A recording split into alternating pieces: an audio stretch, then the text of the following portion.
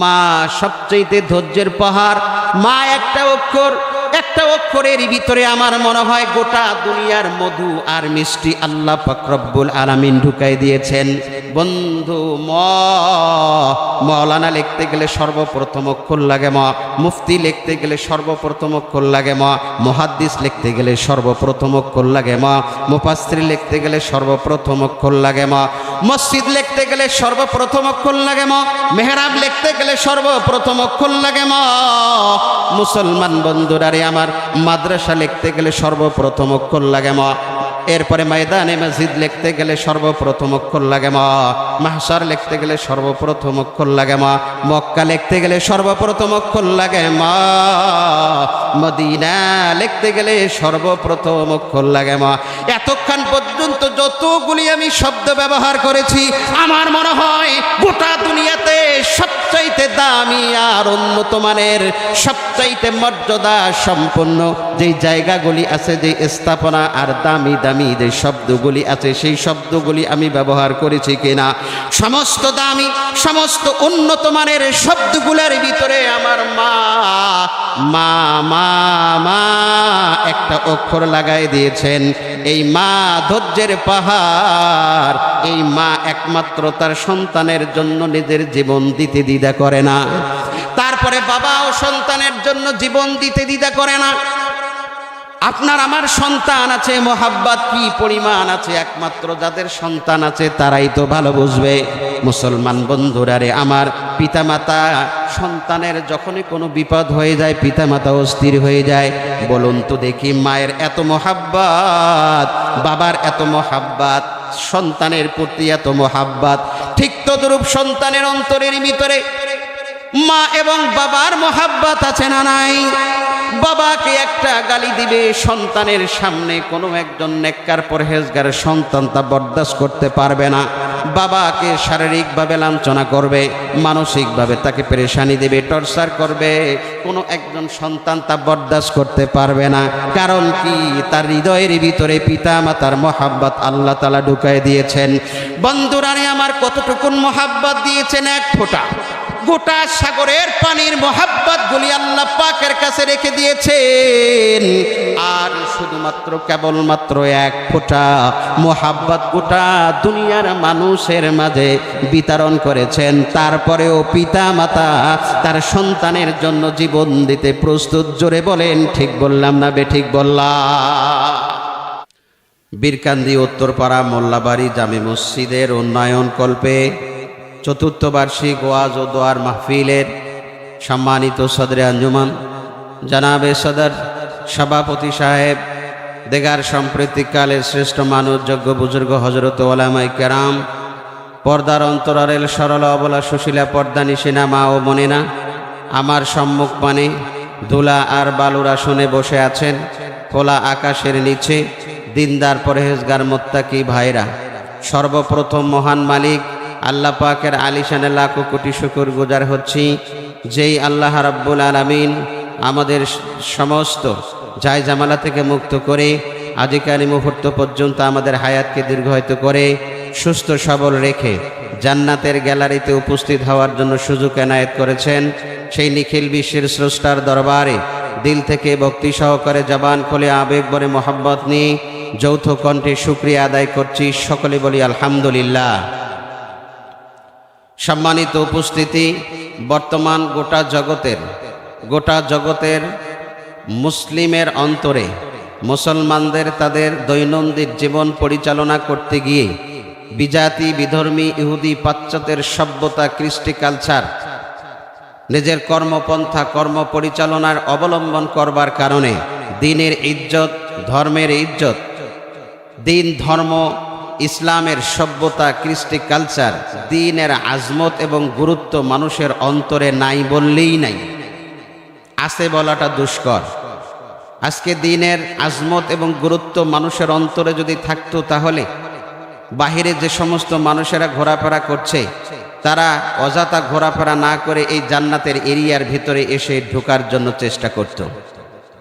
আপনারা চিন্তা করে দেখুন তো, বাংলাদেশের ভিতরে সবচাইতে পপুলার নায়ক এবং নায়িকা পপুলার, সবচাইতে পপুলার বাংলাদেশের ভিতরে গায়ক এবং গায়িকাকে নিয়ে এসে যদি আপনাদের কোনো একটা ফাঁকা ফিল্ডে, মণিপুরে স্কুল মাঠ হোক বা যে কোনো একটা ফাঁকা ফিল্ডে যদি গানের আসর বসানো হতো, আর সেখানে যদি যে আসন সংখ্যা রাখা হতো 1000 বা 2000 বা 500, আসন সংখ্যা পরিপূর্ণ হওয়ার পরে আমার মনে হয় বাহিরে রাস্তার ধারে তারা টিকিট না পেয়ে হাজার হাজার মানুষ দাঁড়িয়ে থাকত।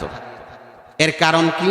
এর কারণ হচ্ছে বিজাতি বিধর্মী ইহুদিদের পাশ্চাত্য সভ্যতার আজমত এবং গুরুত্ব অন্তরে লালন করার কারণে ধর্মীয় অনুষ্ঠান, ইসলামের অনুষ্ঠান, দিন ধর্মের অনুষ্ঠানের আজমত এবং গুরুত্ব তাদের অন্তরে নেই। এর চাইতে হাজারো লাখো কোটি গুণ তাদের অন্তরে বিজাতি বিধর্মী ইহুদিদের অপসংস্কৃতির যে চর্চা, গান বাজনার আজমত এবং গুরুত্ব তাদের অন্তরে বেশি থাকার কারণে তারা এমনি হাজার হাজার মানুষ গানের আসনে ঢুকতে না পারে দাঁড়িয়ে দাঁড়িয়ে সময় কাটাচ্ছে। কিন্তু আফসোসের বিষয়, আল্লাহ তাবারক ওয়া তাআলা তারপরেও তাদের বান্দাকে রহমতের কোলে চাদরে ঢেকে নিয়েছেন। আল্লাহ তাবারক ওয়া তাআলা এই পৃথিবীতে সকল প্রাণীকে, সকল মাখলুককে এক ধরনের মহাব্বত দিয়েছেন কিনা? গোটা জগতের মধ্যে শুধু মানব আর দানবকেই যে শুধু ভালোবাসা প্রেম প্রীতি দিয়েছে এমনটি না। লক্ষ হাজারো কোটি কোটি মাখলুকাত আছে, প্রত্যেকটি মাখলুকাতের অন্তরের ভিতরে প্রেম প্রীতি ভালোবাসা আল্লাহ তাআলা দিয়েছেন। এই প্রেম প্রীতি ভালোবাসা মহাব্বত কে কতটুকু কাকে করে, কখন করে? পিতামাতা সন্তানের প্রতি মহাব্বত আর ভালোবাসা আসে, সন্তানেও পিতামাতার প্রতি মহাব্বত আর ভালোবাসা আছে। ভাই ভাইকে মহাব্বত করছে, ভালোবাসা দিচ্ছে, এবং বোন ভাইকে মহাব্বত করছে, ভালোবাসছে, স্নেহ করছে, আদর করছে। চাচা চাচিকে করছে, চাচি চাচাকে করছে। এক ভাই আর এক ভাইকে মহাব্বত করছে, ভালোবাসছে। ছোট বোন বড় বোনকে মহাব্বত করছে, ভালোবাসছে। বড় ভাই ছোট ভাইকে মহাব্বত করছে, ভালোবাসছে। এই যে ভালোবাসা, এর লিমিটেশনটা কতটুকু? কতটুকু আল্লাহ তাআলা এই পৃথিবীতে ভালোবাসা আর মহাব্বত দিলেন? বিশ্বনবী সাল্লাল্লাহু আলাইহি ওয়াসাল্লাম বলছেন, গোটা সাগরের সমুদ্রের পানিকে যদি তোমরা মহাব্বত হিসাবে ধরে নাও, আর ওই সাগরের আঙ্গুলের মধ্যে, সূচের মধ্যে যদি আঙ্গুল অথবা সূচটা ঢুকানো যায়, এরপরে আঙ্গুল এবং সূচ উত্তোলন করলে পরে সুইয়ের মাথায়, আঙ্গুলের মাথায় সর্বশেষ নিংড়ানো যে একটা ফোঁটা থাকবে, সেই ফোঁটাটাই হচ্ছে গোটা জগতের মহাব্বত আর ভালোবাসা। আর সারা সাগরের মহাব্বত আর ভালোবাসা আল্লাহ রাব্বুল আলামিনের কাছে রেখে দিয়েছেন। এক ফোঁটা মহাব্বত আর ভালোবাসা প্রেম প্রীতির কারণে দেখবেন বাংলাদেশে এমনও আছে, কোনো ছেলে কোনো মেয়েকে যদি ভালোবাসে, ওই মেয়েটা যদি ওই ছেলের হাতছাড়া হয়ে যায়, বিরহ বেদনার কারণে, বিরহ বিচ্ছিতের আগুন যে তার হৃদয়ের মধ্যে দাউ দাউ করে জ্বলছে, সেটা দমানো অর্থাৎ নিভানো, তার যে কতটা কষ্ট, নিভাইতে না পারার কারণে শেষ পর্যন্ত তার নিজের জীবন বিসর্জন দেয়, এরকম খবর বাংলাদেশে হাজার হাজার আছে। মুসলমান বন্ধুরারে আমার, এক ফোঁটা মোহাব্বত গোটা দুনিয়াতে দিলেন। শুধুমাত্র এক ফোঁটা মোহাব্বত শুধুমাত্র মানুষদেরকে দেন নাই, বরং এই পৃথিবীতে আল্লাহ পাক রব্বুল আলামিনের তৈরিকৃত হাজার হাজার লক্ষ কোটি কোটি মাখলুকাত যে রয়েছে, সেই মাখলুকাতের মাঝে সমাবন্টন করে দিয়েছেন। এক ফোঁটা মোহাব্বত আমার মা পেয়েছে, আমার বাবা পেয়েছে, আমার দাদা পেয়েছে, আমার দাদি পেয়েছে, আমার নানা পেয়েছে, আমার নানি পেয়েছে। এক ফোঁটা মোহাব্বত গোটা জগতের 1 লক্ষ পয়গম্বর মতান্তরে 2,24,000 পয়গম্বরকে আল্লাহ তাবারক ওয়া তাআলা মোহাব্বত দিয়ে দিলেন। এতটুকুন মোহাব্বত পাওয়ার পরেও বাংলাদেশের মানুষেরা যদি, গোটা জগতের মানুষেরা যদি একজন আরেকজনের মোহাব্বতের কারণে তার নিজের জীবন বিসর্জন দিতে পারে, চেয়ারের মোহাব্বতের কারণে যদি মারামারি করে নিজের জীবনকে বিসর্জন দিতে পারে, ক্ষমতার মোহাব্বতের কারণে যদি তার নিজের জীবনকে বিসর্জন দিতে পারে মুসলমান, এই পৃথিবীতে এক ফোঁটা মোহাব্বতের কারণে, দলের মোহাব্বতের কারণে যদি নিজের জীবন বিসর্জন দিতে পারে মুসলমান, এবার বলুন তো দেখি, তাহলে আল্লাহ পাক রব্বুল আলামিনের কাছে কি পরিমাণ মায়া, মমতা আর ভালোবাসা রয়ে গেছে। আল্লাহ তাবারক ওয়া তাআলা এই পৃথিবীতে শুধুমাত্র কেবলমাত্র মুসলমানদেরকে যে মোহাব্বত করেন ভালোবাসেন এতটুকু না, বরং এই পৃথিবীতে আল্লাহ পাক রব্বুল আলামিন গোটা জগতের যত লোক আছে, যত ধর্মের আর বর্ণের মানুষ আছে, সকল ধর্ম বর্ণের মানুষের উপরে আল্লাহ তাবারক ওয়া তাআলার মায়া মমতা আছে। মুসলমান বন্ধুরা রে, আমার এই কথাটাকে যদি আমি বুঝাইতে চাই, ক্লিনার স্বচ্ছভাবে যদি আমি মোহাব্বতের কথাটা বলতে চাই, অল্প সময়ের জন্য আপনাদেরকে নিয়ে যাব আমি হযরতে এই পৃথিবীতে আল্লাহ পাক রব্বুল আলামিনের পক্ষ থেকে নির্ধারিত নাজিলকৃত যতগুলি নবী রাসূল দুনিয়াতে এসেছিলেন, তার ভিতর থেকে অন্যতম একজন পয়গাম্বার, তার নাম হযরতে নূহ পয়গাম্বার আলাইহিস সালাতু ওয়াস সালাম। আপনারা সকলেই জানেন এই পৃথিবীতে নূহ পয়গাম্বারের আমলে আল্লাহ পাকের পক্ষ থেকে প্লাবন বন্যা হয়েছিল কি হয়েছিল না? গোটা দুনিয়ার মুসলমানদের মুখে মুখে হযরত নূহ পয়গাম্বারের প্লাবনের কথাটা আজও সকল মুসলমানদের মুখে আছে। এমন কোন মুসলমান নাই যেই মুসলমানটা হযরতে নূহ পয়গাম্বার আলাইহিস সালাতু সালামের প্লাবনের কথাটা জানে না। বন্ধুরা রে, আমার আল্লাহ রব্বুল আলামিনের কাছে কি পরিমাণ মহাব্বত আর তার নাজিলকৃত তার সৃষ্টি কুলের ভিতরে আশরাফুল মাখলুকাত মানুষের প্রতি কেমন মহাব্বত, প্রেম, প্রীতি, ভালোবাসা, এই জিনিসটাকে বোঝানোর জন্য আমি বলতেছিলাম, মুসলমান ও বন্ধু, হযরতে নূহ পয়গম্বর আলাইহিস সালাতু সালাম উম্মতের মাঝে মেহনত করেছিলেন, তাওহীদের বাণী শুনিয়েছিলেন, এক আল্লাহর ইবাদত করো এগুলি বলেছিলেন, মাঠে ঘাটে বারে বারে বাড়িতে গিয়ে গিয়ে দাওয়াত দিয়েছিলেন। ৯৫০ বছর পর্যন্ত দাওয়াত দিয়ে মাত্র ২৫ থেকে ২৬ জন অনুসারী পেয়েছেন। খুব বেশি অনুসারী পেয়েছেন মনে হয়। ৯৫০ বছর পর্যন্ত মানুষের মাঝে মেহনত করে এক আল্লাহর পরিচয় দিতে পেয়েছেন মাত্র ২৫ জনের মাঝে। বন্ধুরা রে, আমার শেষ পর্যন্ত হযরতে নূহ পয়গম্বর আল্লাহ পাক রব্বুল আলামিনের কাছে দোয়া করলেন, আল্লাহ ৯৫০ বছর পর্যন্ত মেহনত করে এতটুকুন আমি সম্বল অর্জন করেছি গো খোদা। আল্লাহ আমার উম্মতির জন্য আমি বদদোয়া করছি গজবের জন্য। আল্লাহ তাবারক ওয়া তাআলা দোয়া কবুল করলেন। এই পৃথিবীতে আল্লাহ পাক রব্বুল আলামিনের পক্ষ থেকে যতগুলি নবী রাসূল এসেছিলেন, সকল নবীরাই তো মুস্তাজাবুদ দাওয়াত, অর্থাৎ কোন পয়গম্বর যদি আল্লাহ পাক রব্বুল আলামিনের কাছে দোয়া করে প্রার্থনা করে মুহূর্তের ভিতরে তা মঞ্জুর হয়ে যায়। হযরত নূহ পয়গম্বর আলাইহিস সালাতু সালাম হযরতে নূহ পয়গম্বর আলাইহিস সালাতু সালাম বদদোয়া করার সাথে সাথে তা মঞ্জুর হয়ে গেল। আপনারা তো সকলেই জানেন আল্লাহ পাক রব্বুল আলামিনের পক্ষ থেকে ৪০টা দিন পর্যন্ত মুষলধারে বৃষ্টি বর্ষিত হলো।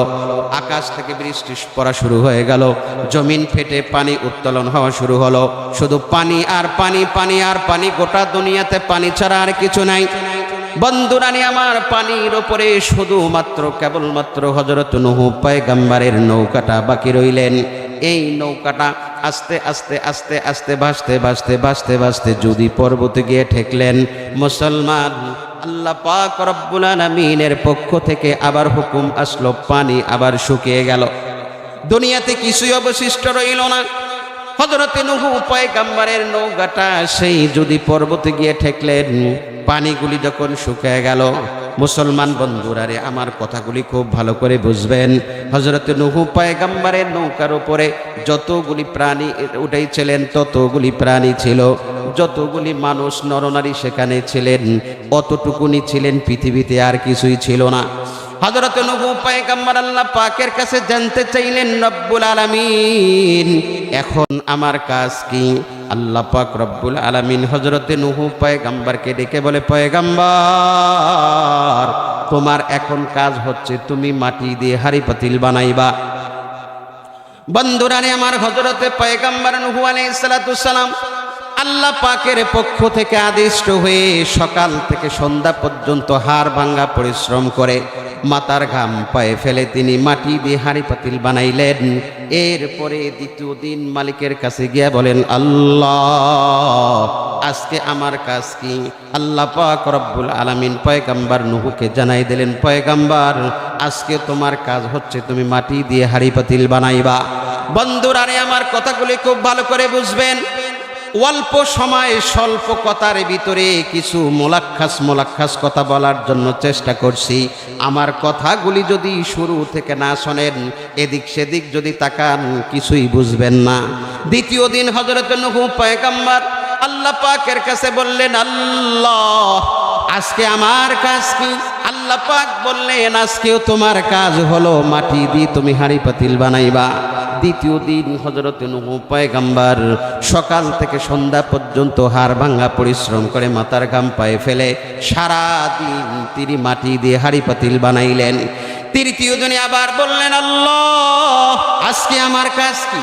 আমার আল্লাহ ডাক দিয়ে বলে, পয়গম্বর নূহ আজকেও তোমার কাজ হচ্ছে তুমি মাটি দিয়ে হাঁড়ি পাতিল বানাইবা। তৃতীয় দিনে সকাল টু সন্ধ্যা পর্যন্ত হাড় ভাঙ্গা পরিশ্রম করে মাথার ঘাম পায়ে ফেলে সারা দিন বড্ড কষ্ট করে মাটি দিয়ে হাঁড়ি পাতিল বানাইছেন।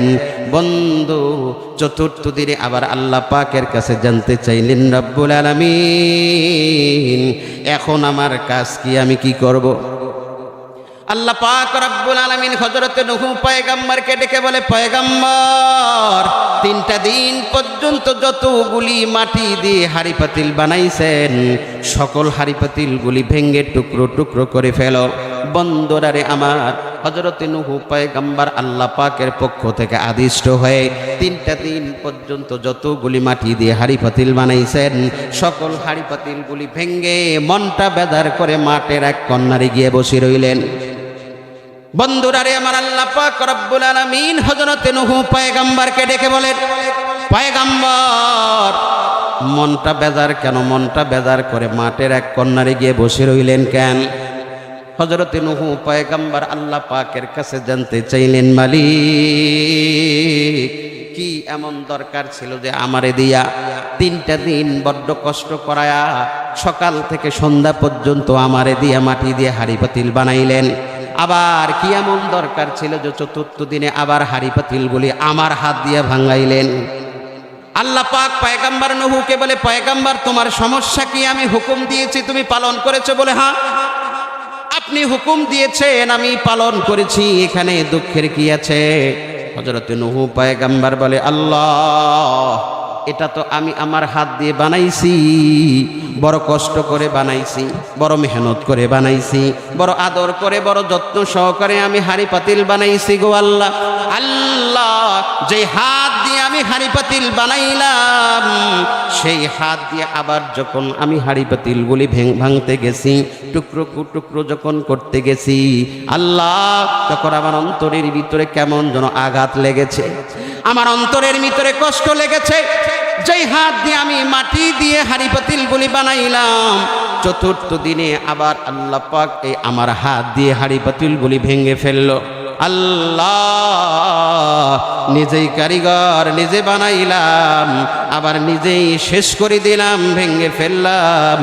এই জন্যে আমার অন্তরের ভিতরে ব্যথা লেগেছে, কষ্ট লেগেছে। হযরত নূহ পয়গম্বরের প্রশ্নের জবাব দিয়ে দিলেন। আল্লাহ পাক নূহ পয়গম্বরকে ডেকে বলেন, পয়গম্বর মাটি দিয়ে হাঁড়ি পাতিল বানাইছো, হাঁড়ি পাতিলের ভিতরে 2টা চোখ সংস্থাপন করতে পারো নাই, যার দ্বারা তারা দেখে, 2টা হাত দিতে পারো নাই, যার দ্বারা তারা ধরে, 2টা পা দিতে পারো নাই, যার দ্বারা তারা চলে, হাঁড়ি পাতিলের ভিতরে কান সিটিং করতে পারো নাই, যার দ্বারা তারা শোনে, হাঁড়ি পাতিলের ভিতরে মুখ ফিটিং করতে পারো নাই, যার দ্বারা তারা কথা বলে, কিছুই করতে পারলেন আরে পয়গম্বর নূহ। একটা জড় বস্তু বানায়া কিছুই নাই, সেই বস্তুটাকে নিজে বানায়া ভাঙতে গিয়া যদি তোমার অন্তরের ভিতরে মায়া লাগে, নূহ এবার প্রশ্নের উত্তর দাও। আমি আমার বান্দা বান্দি গুলারে অত্যন্ত মোহাব্বত করে ভালোবেসে বানাইছি, আমি আমার বান্দাগুলাকে অত্যন্ত প্রেম স্নেহ আদর মায়া করে রে আমি বানাইছি। তুমি কেমনে আমার বান্দা বান্দিগুলারে ধ্বংস করবার জন্য বদ্ধ করেছো? পয়গাম্বার জবাব দাও পয়গাম্বার, আমি আমার বান্দাগুলোর দুইটা চোখ সিটিং করেছি, কি সুন্দর করে তারা দেখতো। আমি আমার বান্দাগুলোর এই দুইটা হাত ফিটিং করেছি, কি সুন্দর করে তারা ধরতো। আমি আমার বান্দাগুলোর দুইটা পা সুন্দর করে লাগাই দিয়েছি, কি সুন্দর করে তারা দৌড়াদৌড়ি করতো। আরে নবু, আমার বান্দা বান্দিগুলার মাথার ভিতরে কি সুন্দর করে মগজ, ব্রেন, মস্তিষ্ক আমি ঠিক করে দিয়েছি, কি সুন্দর আকর্ষণীয় বডি ফিটনেস আমি তৈরি করে দিয়েছি রে নুহু। নুহু রে, তুমি হাড়ি পাতিল বানায়া ভাঙতে গিয়া যদি তোমার অন্তরের ভিতরে কষ্ট লেগে যায় আর তুমি বদদোয়া করেছো, আমি আকাশ থেকে বৃষ্টি দিয়েছি, বন্যার গজব দিয়েছি। পানির স্রোত যখন দ্রুত বেগে চলছে, পানির স্রোত যখন হার্ড লাইনে চলে গেছে, আমার বান্দা বান্দিগুলি পানির স্রোতে পড়ে পড়ে হাবুডুবু খাচ্ছে। ওই সময় আমার বান্দা বান্দিগুলি মরছে, পানি খাচ্ছে আর বলছে আল্লাহ আল্লাহ আল্লাহ। নুহুরে জবাব দিয়া দাও, তখন আমার বান্দা বান্দিগুলি কত না আহাজারি করেছে। আরে নেহু, তুমি জবাব দিয়া দাও, তখন আমি আল্লাহকে কতবার না আল্লাহ আল্লাহ বলে ডাক দিয়েছে। নুহু, এবার বলো তো দেখি, হাড়ি ভাঙতে গিয়া তোমার অন্তরে যদি কষ্ট লেগে যায়, কিছুই দিতে পারলে না, আর এত কষ্ট করে আমি আমার মোহাব্বতের বান্দা তৈরি করলাম, আমি নিজ হাতে কুদরতি হাত দিয়ে বানাইলাম, আবার নিজ কুদরতি হাত দিয়ে আমার পক্ষ থেকে গজব দিয়ে ধ্বংস করলাম। এবার বলো দেখি, আমি আল্লাহর কুদরতি অন্তরে কি ব্যথা লাগে না? বন্ধুরারে আমার, আমি যে কথাটা বলতে চেয়েছিলাম, শুধুমাত্র কেবলমাত্র আল্লাহ পাক রব্বুল আলামিন যে মুসলমানদেরকে মোহাব্বত করে তা না, এর কারণও আছে। এই পৃথিবীতে এমন কোনো সন্তান নাই যেই সন্তানটাকে আল্লাহ পাক রব্বুল আলামিন তার নামে একটা জান্নাত বরাদ্দ করে দুনিয়াতে পাঠান নাই, এমন কোনো সন্তান পৃথিবীতে নাই। আল্লাহর রাসূল বলেন, কুল্লু মাউলুদিন ইউলাদু আলাল ফিতরাতি ইসলাম। আল্লাহ রাসূল বলেন, এই পৃথিবীতে প্রত্যেকটা বাচ্চাকে আমি ইসলামের স্বভাবে, সভ্যতায়, ইসলামের কৃষ্টি কালচারে, ইসলামের তরিকায়, ইসলামের চরিত্র দিয়ে তারপরে আমি আল্লাহ তাআলা ওই বাচ্চাটাকে দুনিয়াতে নাজিল করি। আও ইউহাব্বিদানিহি আও ইউনাসসিরানিহি আও ইউমাজ্জিসানিহি আও ইউহাব্বিদানিহি, এই বাচ্চাটাকে শেষ পর্যন্ত ইহুদি বানায়। এই বাচ্চাটাকে আবার, ওই বাচ্চাটা যদি খ্রিস্টান ধর্মের অধিকারী কোনো মানুষের ঘরে জন্ম নেয়, তাহলে এই বাচ্চাটাকে খ্রিস্টান বানায়। এরপরে এই বাচ্চাটা যদি অগ্নি পূজকের ঘরে জন্ম নেয়, শেষ পর্যন্ত এই বাচ্চাটা অগ্নি পূজক হয়ে যায়। এই পৃথিবীতে সকল বাচ্চাগুলিকে আল্লাহ তাবারক ওয়া তাআলা তার নামে বরাদ্দকৃত জান্নাত দিয়ে দুনিয়াতে পাঠাইয়েছেন। মুসলমান বুঝতেছেন আমার কথা? আমি বাংলা করছি নাকি ইংরেজি করছি? সব বাচ্চা অর্থাৎ সব মানুষের নামে আল্লাহ জান্নাত বরাদ্দ করে রেখেছেন। মুসলমান বন্ধুরা আমার বলতে পারেন, হুজুর, সমস্ত মানুষের ব্যাপারে, সমস্ত মানুষের জন্য যদি আল্লাহ তাবারক ওয়া তাআলা জান্নাত দিয়ে রাখেন, তাহলে এরা যে কাফের, মুশরিক, ইহুদি, এই ইহুদিদের জান্নাতগুলি কোথায় যাবে? মুসলমান ভালো করে বোঝেন। ধরুন একজন কাফের মুশরিক মরে গেল, মরার আগে আগে যখন তার জানজা কান্দানি শুরু হবে, মরার আগ মুহূর্ত মুমূর্ষু অবস্থায় একজন ফেরেশতা এসে বলবে, বেটা কপাল পরা হতভাগা, তোমার জন্য আল্লাহ তাবারক ওয়া তাআলা দেখ কি সুন্দর চমৎকার উন্নত মানের এত এত দামি এত এত প্রসাদনী জিনিস দিয়ে তোমার জন্য জান্নাত তৈরি করে রেখেছিল রে।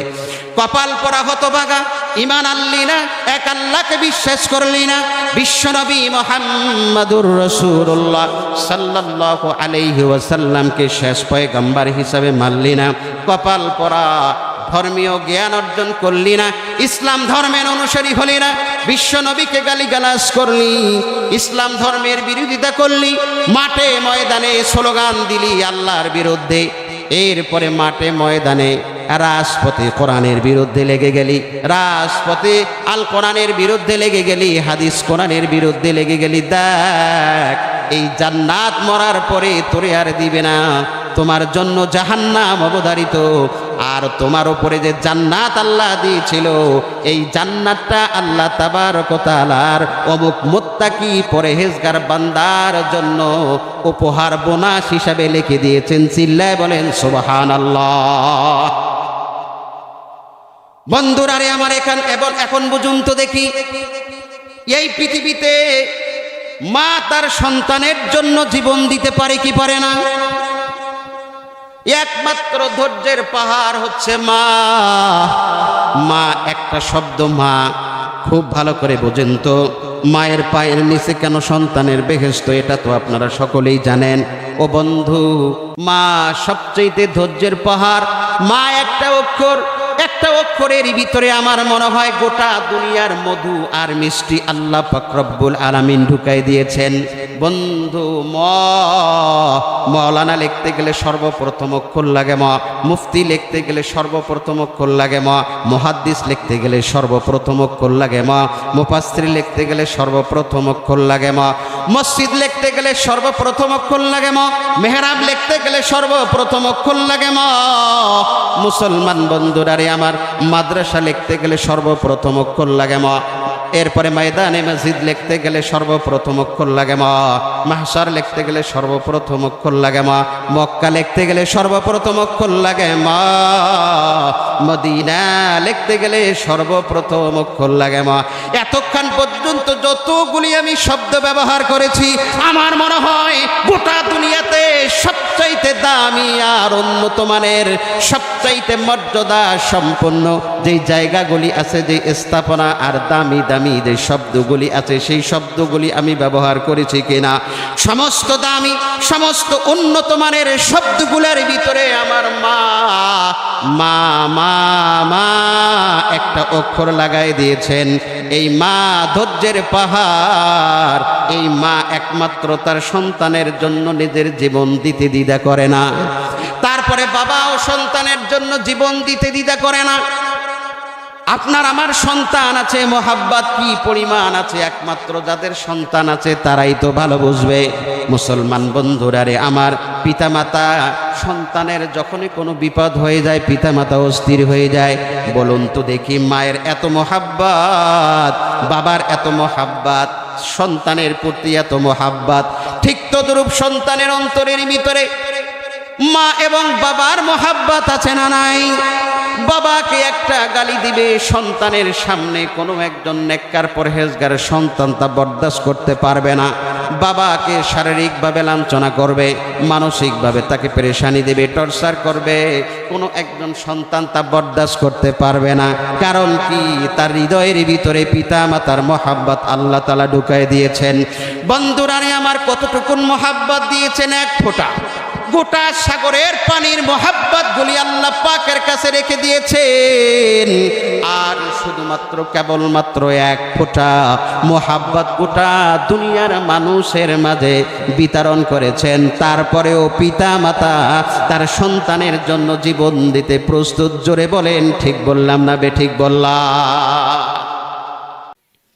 বন্ধুরা রে আমার, তারপরেও দেখবেন মহান মালিক যে এত বড় আপনার আমার উপরে এহসান করেছেন, দয়া করেছেন। মুসলমান বন্ধুরা রে আমার, তারপরও কি কখনো কোনোদিন আল্লাহ পাক রব্বুল আলামিনের হুকুমের সামনে গিয়ে নিজের মাথাটা মস্তকটা কি ডুবাইতে কখনো আমরা পেরেছি? আল্লাহর হুকুম যখন আসছে সাথে সাথে কি আমি নিজেকে বিলীন করে দিয়েছি? এমনটা কিন্তু হয় নাই। বন্ধুরা রে আমার, আল্লাহ আপনাকে মহব্বত করেছেন, ভালোবেসেছেন। আল্লাহ যদি মহব্বত না করতো, ভালো না বাসতো, তাহলে বলুন তো দেখি, অপরাধ করার পরেও আজও পৃথিবীতে অপরাধীরা দুনিয়াতে আছে না নাই? এই পৃথিবীতে মানুষেরা যত অপরাধ করে, যত অন্যায় অবিচার করে, তারপরও কিন্তু আল্লাহ পাক রব্বুল আলামিন তাদের উপরে যতটুকুন সম্ভব পৃথিবীতে তাদেরকে বাঁচায় রেখেছে। মোহাব্বত, পিতামাতা সন্তানের জন্য নিজের জীবন দিতে প্রস্তুত আছে। মুসলমান, এটা কেমন? শুধু একমাত্র এক ফোঁটা মোহাব্বতের কারণে। আর আল্লাহ পাক রব্বুল আলামিন, মহান মালিক আল্লাহ পাক রব্বুল আলামিনের কাছে সাগর পরিমাণ মোহাব্বত, ভালোবাসা, স্নেহ রয়ে গেছে। সেই আল্লাহ পাক রব্বুল আলামিন বান্দা বান্দির উপরে কি পরিমাণ মোহাব্বত আছে একমাত্র এখনই বোঝা যাচ্ছে। কি পরিমাণ দয়া আর ভালোবাসায় আমরা বেঁচে আছি। মুসলমান বন্ধুরা আমার খুব ভালো করে বোঝেন তো, ধরুন যত বড় মোহাব্বত আর পিতামাতা সন্তানের জন্য জীবন দিতে প্রস্তুত হোক না কেন, ওই সন্তান যদি পিতা মাতার 1 নম্বর দিনে প্রথম দিনই যদি কোনো অভদ্রতা আর বেয়াদবি করে, তাহলে পিতা মাতা কিন্তু তার চোখ রাঙায় কথা বলবে। ভালো করে বোঝেন, এই এই এদিক এদিক দেখো, ভালো করে বোঝেন, কোন পিতা মাতার সন্তান পিতা মাতার সামনে গিয়ে যদি বেয়াদবি করে, তাহলে ওই পিতা মাতা সর্বপ্রথম ফার্স্ট অর্থাৎ প্রথম দিনে কিন্তু চোখ রাঙ্গা রাঙ্গা কথা বলবে। এরপরে দ্বিতীয় দিন যদি ওই সন্তান পিতামাতার সাথে বেয়াদবি করে, মুসলমান খুব ভালো করে বুঝবেন, তখন কিন্তু জবান আওয়াজ হবে, বেটা বেয়াদবি করুস কেন, বলবি কি বলবে না। 3 নম্বর দিনে যদি সন্তান আবার এই পিতামাতার সামনে বেয়াদবি করে, তাহলে মায়ের চোখ দিয়ে পানি পড়বে। যেই মা ধৈর্যের পাহাড়, যেই মা সন্তানকে ভালো রাখার জন্য বাবার কাছে মিথ্যা কথা বলে কি বলে না, সন্তানকে বাবার সামনে সুন্দর একেবারে সুন্দর রাখবার জন্য, সন্তানকে বাবার সামনে ভালো রাখার জন্য মা সন্তানের ব্যাপারে মিথ্যা কথা বলে। কারণ হচ্ছে সন্তানটা যাতে ভালো থাকে, বাবার অন্তরে বাবার নজর যাতে সন্তানের প্রতি ভালো রাখে। বন্ধুরারে আমার, 4র্থ নম্বর দিনে কোনো সন্তান যদি পিতামাতার অবাধ্য হয়ে যায়, বেয়াদবি করে, তখন কিন্তু বাবা বলবে, বেটা 4টা দিন 4 নম্বর দিন পর্যন্ত তুই বেয়াদবি করছিস, আজকে কিন্তু তোর ঘরের থেকে বের করে দিলাম, আর আসবি না। বলবি কি বলবে না? বন্ধুরারে আমার, 5ম দিন পর্যন্ত মায়ের সাথে যদি বেয়াদবি করা হয়, মা যদিও খাবার আপনার সরবরাহ করতে চাবে, কিন্তু অন্তরের মধ্যে দ্বিধা লাগবে, সন্তানকে এত মোহাব্বত করে মায়া করি, কি জন্য যেন আমার সাথে বেয়াদবি করছে। খাবারটা দিতে গেলেও কিন্তু অন্তরের মধ্যে একটু কাঁপুনি আসবে কি আসবে না? আপনার 10টা দিন পর্যন্ত কোনো সন্তান যদি পিতামাতার সামনে বেয়াদবি করে, বাবা কথা বলা বন্ধ করে দিবে, ঘাড় ধাক্কা দিয়ে এলাকা থেকে বের করে দেবে, বাড়ি থেকে বের করে দেবে। এমনও তো হতে পারে তেজ্য পুত্র করতে পারে। মা জনম দুঃখনী মা ধৈর্যের পাহাড় নিজে না খেয়ে সন্তানকে খাওয়াইছে, সেই মা শেষ পর্যন্ত সন্তানের বেয়াদবির করার কারণে, সহ্য করতে না পারার কারণে খাবার বন্ধ করে দিবে, খাবার সরবরাহ করবে না। কারণ 10টা দিন পর্যন্ত সন্তান কর্তৃক যে নির্যাতন ভোগ করেছে পিতামাতা, সব এক ফোঁটা মোহাব্বতের কারণে এত কিছু করেছে। এই মোহাব্বতটা দেখেন, 10টা দিন পর্যন্ত সন্তান বেয়াদবি করলো, বাবা বাড়ি থেকে সন্তানকে আউট করে দিল, মা খাবারগুলি বন্ধ করে দিল। মুসলমান, এবার ভালো করে মাথাটা খাটান। এই পৃথিবীতে আল্লাহ তাবারক ওয়া তাআলা যে মোহাব্বত করেছেন আপনার আমার প্রতি, বলুন তো দেখি, খেয়াল করে বুকে হাত দিয়ে আমরা আল্লাহর সাথে বেয়াদবি করছি কি করছি না? বেয়াদবি কাকে বলে মুসলমান? ও বন্ধু, বাবাই অর্ডার করেছে, অর্ডারটা আমি অ্যাবাউট করলাম, অর্ডারটা পালন করলাম না। মা আমাকে কথা বলেছে, অর্ডার করেছে, সে অর্ডারটা আমি অ্যাবাউট করলাম, সেটা আমি পালন করলাম না। বন্ধু, আল্লাহ পাক রব্বুল আলামিন তো আমাদেরকে কিছু কিছু বিষয় অর্ডার করেছেন, কি করেন নাই? মহান মালিক তো আল্লাহ পাক রব্বুল আলামিন বান্দাদেরকে অর্ডার করেছেন, নানা রকমের, নানা রঙের, নানা বরণের অর্ডার করেছেন। মুসলমান, বান্দাদেরকে বলেছেন এই এই এই এই কর্মপন্থায় চলবি, এই এই কাজগুলি করবি, এই এই করা যাবে না, এটা করা যাবে না। যেটা করতে বলেছে সেটা যদি আমরা না করি, আর যেটা করতে বলেন নাই, নিষেধ করেছে, সেটা যদি করি, বলুন তো দেখি আল্লাহর সাথে বেয়াদবি করলাম কি করলাম না?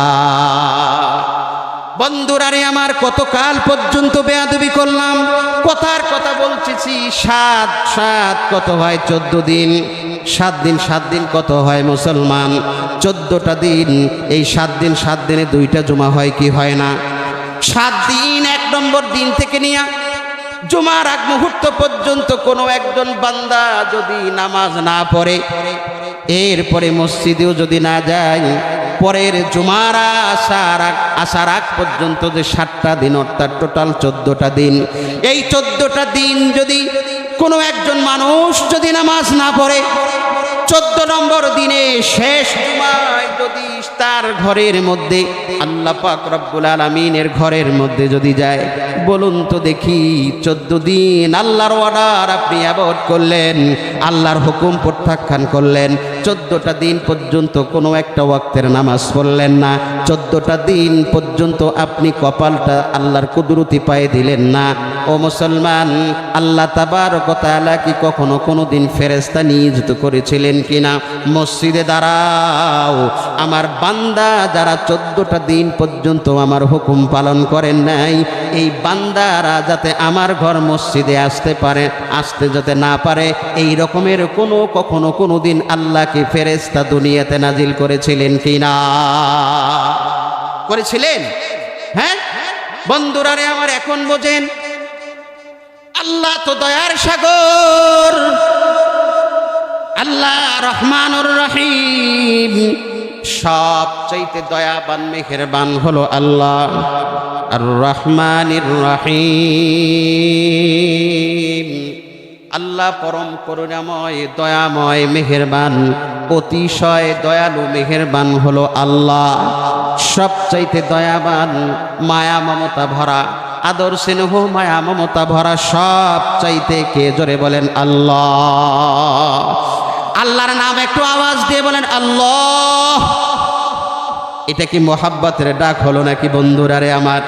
বন্ধু মোহাব্বত করেন, একটু ভালোবেসেন, হৃদয়ের মধ্যে অন্তত পক্ষে কয়েকটা মিনিটের জন্য এই হৃদয়ের স্থানে, হৃদয়ের মধ্যে আল্লাহকে স্থান দেন।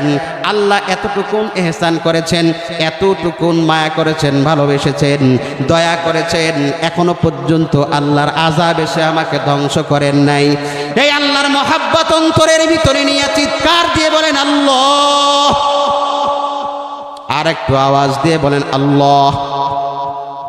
বন্ধুরা রে আমার, আপনার আমার আওয়াজের কারণে চতুর সাইডে যে দাঁড়িয়ে দাঁড়িয়ে লোকজন আছে তারা কিন্তু আসবে।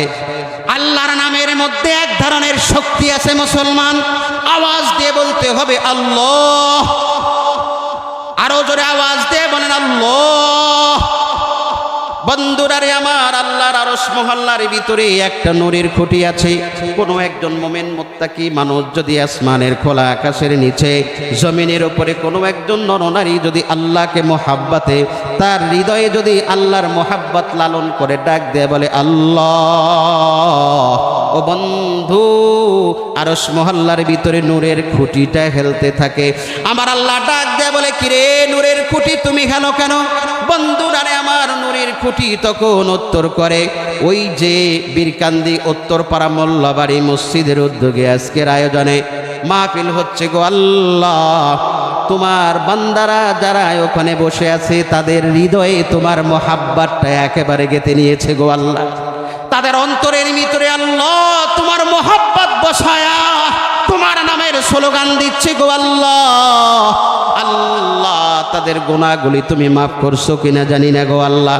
আল্লাহ তাবারক ওয়া তাআলা বলেন, তুমি থেমে যাও, আমার নামের আওয়াজ, আমার নামের স্লোগান জবানে আসার আগে আগে মগজেই থাকতেই আমি আল্লাহ তাদের জীবনের গুনাহগুলি মাফ করে দিয়েছি। একটু মোহাব্বতে ডাক দেন আল্লাহ। আরো জোরে আওয়াজ দিয়ে বলেন আল্লাহ। আল্লাহ, এতক্ষণ পর্যন্ত আমি তোমার মোহাব্বতের কথাটা বললাম, আমার প্রিয় হুজুর এসে গেছে, ওনার মুখের থেকে মুখ মিশ্রিত কিছু নতুন নতুন আমল করাই। ভাই ভাই ওরেন কেন? আমলের নিয়তে শুনবেন ইনশাআল্লাহ, আমলের নিয়তে শুনবেন, অপর ভাইকে পৌঁছানোর নিয়তে শুনবেন ইনশাআল্লাহ। পারবেন তো ইনশাআল্লাহ? হ্যাঁ, আল্লাহকে মোহাব্বত করবেন ইনশাআল্লাহ। সরে বলেন মোহাব্বত করবেন। আল্লাহকে আপনি মোহাব্বত করবেন, আল্লাহ আপনাকে মোহাব্বত করবে। আল্লাহ তাআলা আমাদের সবাইকে আল্লাহ তাআলার মোহাব্বত হৃদয়ে স্থান দেওয়ার তৌফিক দান করুক। সবাই বলেন আমিন।